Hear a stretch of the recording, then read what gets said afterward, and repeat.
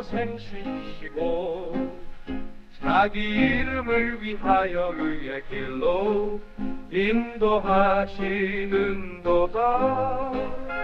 말씀을 통해서 하나님의 은혜와 사랑이, 특별히 목자 되신 그 돌보심과 우리의 충성되이 따라가는 발걸음이 가득한 이 밤 되시길 예수님 이름으로 축복합니다. 네. 주님께서 우리의 목자가 되셔서 여호와께서 우리의 목자시니 우리가 부족함이 없는 줄로 믿습니다. 주님께서 우리를 쉴만한 물가로, 푸른 초장으로 언제나 한 발 앞서 가시며, 한 발이 아니죠, 여러 발 앞서 가시며 다 준비해 놓으시고 항상 우리를 가장 선한 길로 인도하시는 줄로 믿으시기 바랍니다. 오늘 함께할 묵상은 3절 말씀입니다. 내 영혼을 소생시키시고, 이 앞부분에 대한 말씀을 함께 나누고자 합니다. 3절에서 만난 이 다윗의 고백은요, 그러니까 3절에서 만난 사람의 상태는요, 지금 굉장히 영혼의 소생이 필요한 상태였었습니다. 절망에 휩싸인 상태였기 때문에 소생이라고 표현을 했겠죠. 마치 그 울창한 정글에 소지품도 또 일행도 다 잃어버린 여행객이 떨어졌다고 생각하시면 될 것 같습니다. 제가 예전에 그 말레이시아 단기 선교를 갔을 때 집사람이랑 둘이 이제 휴가를 내서 갔었었는데, 현지에서 사역하시는 선교사님이 그 한참을 차를 타고 가면서 계속 기도하고 가시면서 그런 얘기를 하셨어요. 이 정글에 가면 사람들을 만날 텐데 하나님께서 은혜를 주셔서 그 마을에 가장 세력이 있었고 힘이 있었던 그 무당이 있었는데 그 사람이 예수를 믿어서 그 집에서 예배를 할 거다. 그래서 정말 감사하고 놀랍게도 좋다라고 하면서 그 길에 가는데 중간중간 여러 사연들을 얘기해 주셨어요. 강에서 악어가 나오기도 하고 산짐승들을 잡아서 남자들이 요리를 하는데, 특히 그 남자들이 약을 하는 사람이 많아가지고 퀭하고 멍한 눈빛으로 그 모기를 쫓는 향을 피우고 이렇게 그 마약을 한다고 얘기를 하더라고요. 고기를 잡는다는 모습을 상상하니까 조금 섬찟하더라고요. 어떻게 칼로 이렇게 도륙을 할까 이러면서. 어쨌든 신기하기도 하고 감사하기도 하고 또 마음이 좀 아프기도 하고 여러 가지 복잡한 감정으로 처음 그 선교지에 발을 디뎌서 들어갔습니다. 그리고 현지인들과 함께 예배를 준비를 하는데 잠깐 이제 시간이 나서 제가 같이 예배를 하게 된 원두막 뒤쪽으로 좀 숲속으로 걸어 들어가 봤어요. 좀 한참 걸어가다 보니까 나무들이 많은 공터가 나오더라고요. 그래서 그 공터를 이렇게 바라보면서 처음에는 좋았는데 갑자기 이상한 생각이 들었어요. 이 자리에서 그 마을 남자들이 퀭한 눈빛으로 그 칼을, 정글 칼 있죠, 큰 칼을 가지고서 정글에 치고 들어가서 짐승을 잡아서 막 이렇게 토막을 쳐서 잡고 구워서 요리를 하는 그런 생각들을 하고, 한쪽에는 막 마약하는 남자들이 막 이렇게 있다가 제가 무심코 여기를 탁 들어왔을 때 저를 탁 다들, 그러니까 이방인이잖아요, 쳐다본다면 저는 과연 은혜롭게 서 있을까 두렵게 서 있을까 그 생각이 들더라고요. 마음속에 갑자기 좀 무섭겠다라는 생각이 들더라고요. 그러니까 예수님을 믿는 사람들이면 모르는데 그렇지 않은 그 현지인들, 마약에 취해 있는 사람들을 만나는 건 되게 무서운 일이구나 이 생각을 하고서 걱정을 했습니다. 좀 돌아가고 싶다 이런 생각이 들었는데 마침 그런 당혹스러움을 느꼈을 때 드는 마음들이 있었습니다. 정말 이 끝없이 펼쳐진 정글 속에서 처음 말했던 것처럼 장비도 없고 일행도 없고 혹 내가 가야 할 길을 모른다면 정말 되게 위험하겠구나 라는 생각입니다. 여러분, 사실 우리의 인생도 이와 크게 다르지 않습니다. 우리가 살고 있는 이 정글은 우리들의 망가진 건강, 그리고 상한 마음들, 그리고 텅 빈 지갑들이 마치 나무처럼 꽉꽉 들어차 있는 밀림과도 같습니다. 새소리나 짐승소리는 들리지 않지만 대신에 이웃의 불평 소리나 상사들의 채근하는 소리가 들리죠. 그리고 빚쟁이들이 맹수처럼 달려들기도 합니다. 특별히 제가 아무리 생각해 봐도 우리 이 세상은요, 세무이자의 정글입니다. 한번 따라해 봅시다. 세무이자. 네, 세무이자. 혹시 회계사 쪽 계시면 죄송합니다. 그 세무이자가 아니고 이 세상에 퍼져 있는 4가지 사단의 무기입니다. 첫 번째는 따라해 봅시다. 세속주의. 세속주의의 무기입니다. 세속주의가 뭐죠? 돈이면 다 된다라는 황금만능주의, 그리고 하나님이 아니라 사람이 더 높다고 하는 인본주의들, 그리고 개인적이고 이기적인 굉장한 그런 개인주의, 이기주의들을 말합니다. 이것을 가지고 풀어서 말을 하라고 하면 한도 끝도 없을 만큼 다 성공을 위해서 살고, 다 돈을 위해서 살고, 내 집 마련하려고 살고, 그렇게 목적을 가지고 사는 사람들이 얼마나 많습니까? 세무이자 두 번째가 뭐죠? 따라해봅시다. 무신론. 네, 무신론의 정글과도 같습니다. 여러분, 우리들의 아이들은요, 이미 학교에서 진화론을 다 배우고 그렇게 살아가고 있습니다. 예수님의 이름을 언급조차 하지 못하게 하는 학교를 다니고 있고요. 학교나 기관, 방송, 미디어들에서 예수님을 드러낼 수 없는 세상에서 우리는 살고 있습니다. 고즈넉한 템플스테이라고 하면서 절이나 스승 아니고 스님들의 모습은 잘 보여주면서 목사님이나 교회 모습이 TV에 거의 잘 안 나오죠. 그죠? 그런 것처럼 무신론의 문화가 이렇게 사로잡고 있는 세상에서 우리와 자녀들이 살고 있습니다. 세, 무, 그 다음에 이는 뭘까요? 네, 이단들입니다. 삼위이신 하나님의 자리에 성부이단, 성자이단, 성령이단, 이만희 씨는 본인이 보혜사 성령이라고 하죠. 성령이단입니다. 그렇게 자기 이름을 넣어놓는 교주들과 또 그것으로 교묘히 상처받은 영혼들을 속여서 잡아가려고 하는 그런 아주 그 술수에 능한 이단들이 판을 치는 곳이 바로 이 땅이기도 합니다. 마지막이 세무이 자유주의입니다.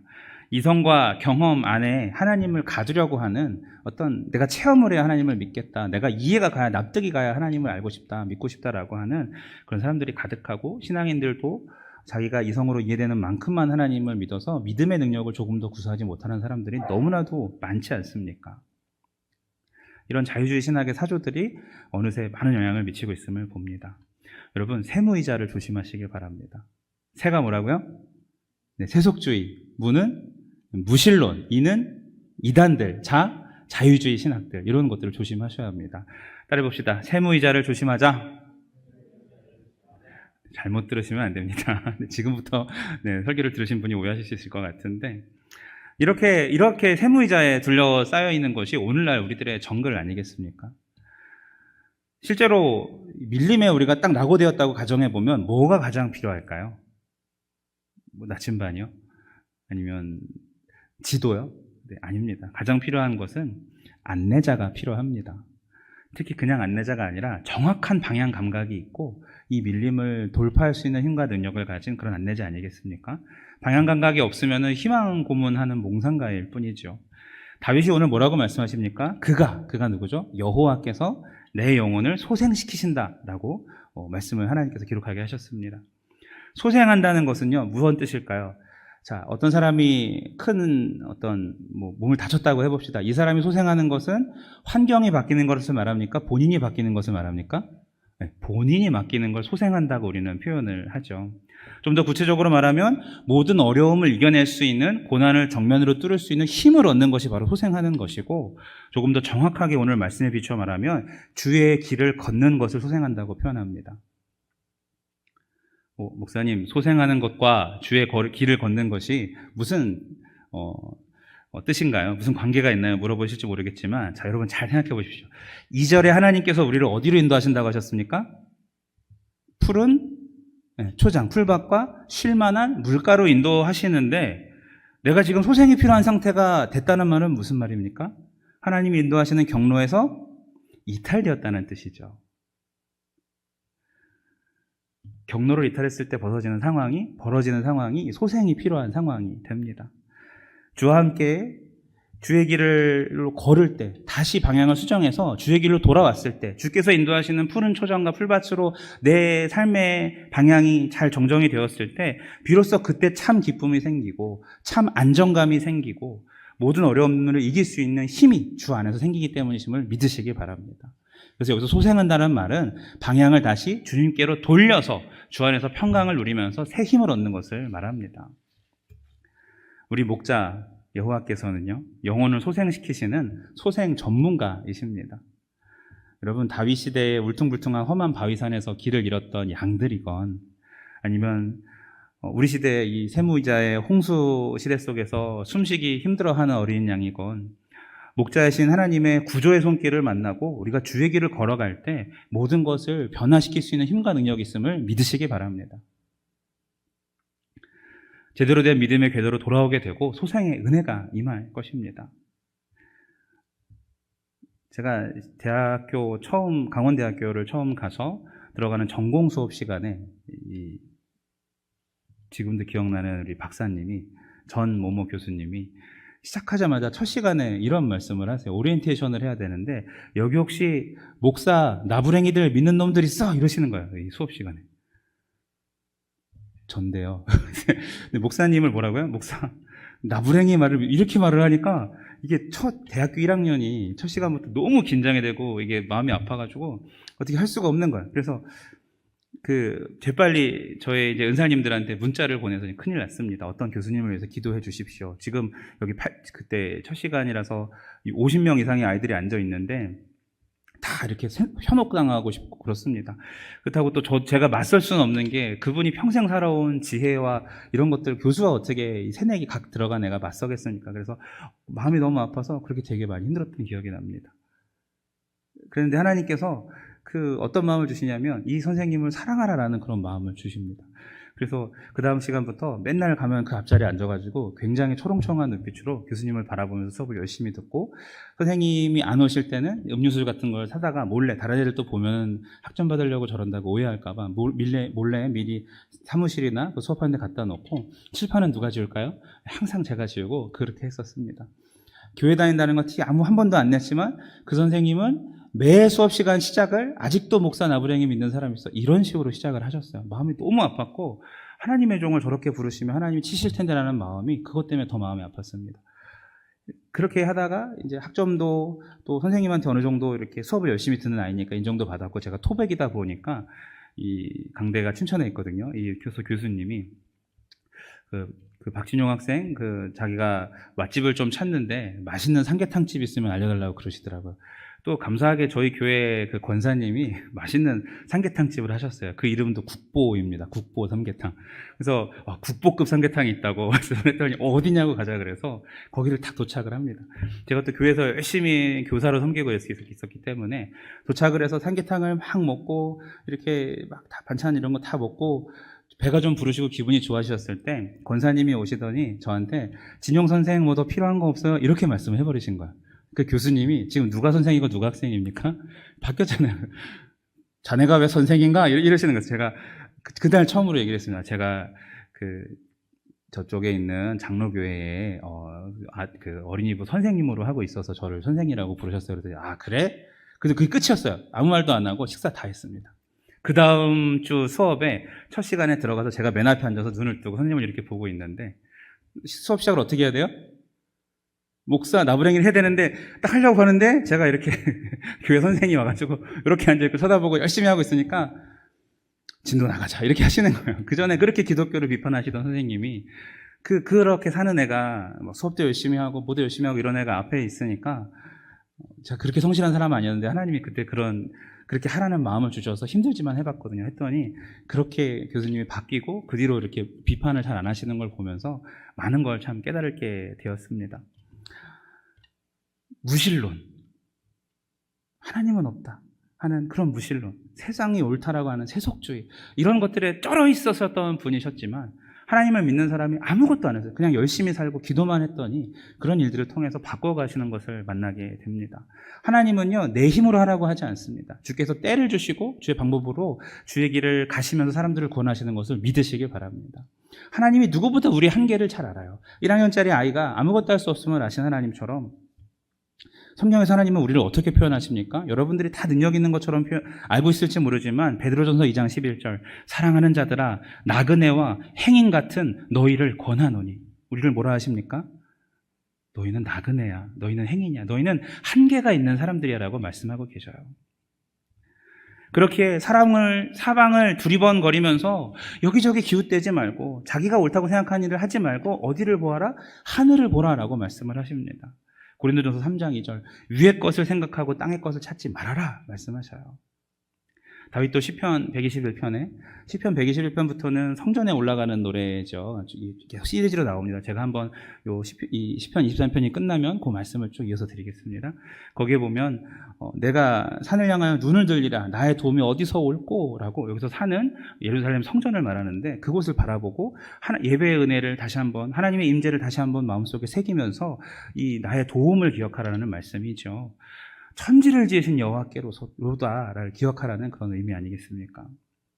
여러분, 우리가 세상에서 어떤 가다가 턱 막히는 일을 경험하실 때 그것을 뚫는 길은 세상을 지으시고 주관하시는 하나님의 지혜이고 하나님의 도움임을 믿으시길 바랍니다.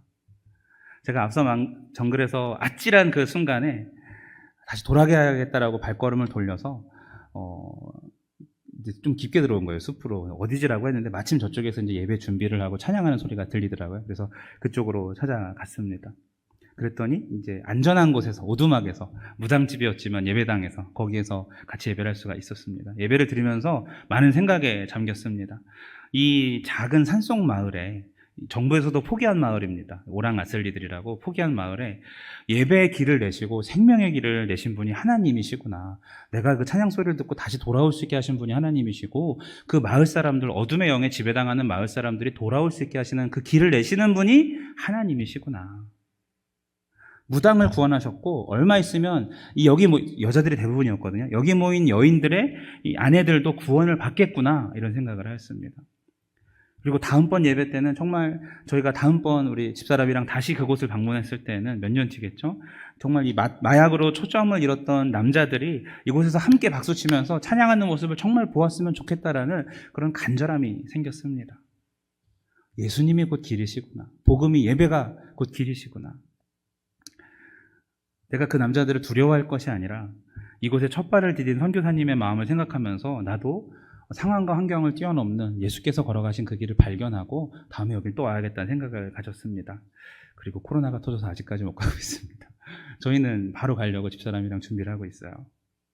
어쨌든 내 중심이 바뀌는 순간이었습니다. 두려움을, 그 상황을 생각하는 것이 아니라 예배 소리를 따라갔더니 모든 것들이 다시 해석이 되더라고요. 그 남자들이 마약을 먹고 눈이 퀭한 사람들이 아니라 불쌍한 하나님의 아들로 보이고 그렇더라고요.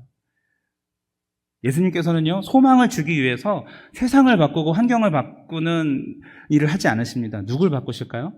네, 소생, 나를 바꾸십니다. 그분은 십자가에서 자신을 내어주셔서 나를 바꾸신 분이십니다. 내 안에 오셔서 우리의 소망들을 회복시키십니다. 그러기에 우리에게 세상 끝날까지 우리와 함께 하신다고 약속을 하실 수 있으셨던 분이고, 신실하게도 지금까지 단 한순간도 우리를 떠난 적 없으신 능력의 주님이심을 여러분 믿으시기 바랍니다. 사랑하는 울산교회 가족 여러분, 누군가 우리의 길을 안내해 줄 이가 우리는 모두 다 필요한 사람들임을 믿습니다. 이럴 때 목자를 부르십시오. 목자께서 우리의 영혼을 확실히 소생시키실 것입니다.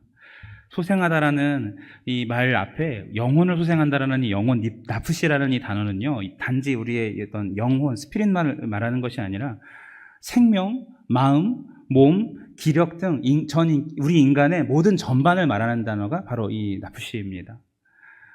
하나님이 우리의 모든 것을 소생하길 원하세요. 우리 기력이 있기를 원하시고, 우리가 바른 생각을 하길 원하시고, 우리가 하나님과 올바른 관계를 맺길 원하시고, 우리의 관계가 회복되기를 원하시고, 우리 가정의 물질적인 문제를 하나님께서 해결해 주시길 원하시고, 모든 것을 원하시는 분이 하나님이십니다. 온통 우리의 다양한 삶의 많은 부분에 관심을 가지고 계신 분이 주님이세요. 성도님께 여쭙습니다. 여러분 회복하고 싶으십니까? 하나님도 그러십니다. 여러분, 우리 교회가 이 코로나를 정면 돌파하고 온 성도가 신앙이 회복돼서 다시금 예전처럼 부흥하는 그런 교회가 되기를 원하십니까? 하나님도 그걸 원하십니다.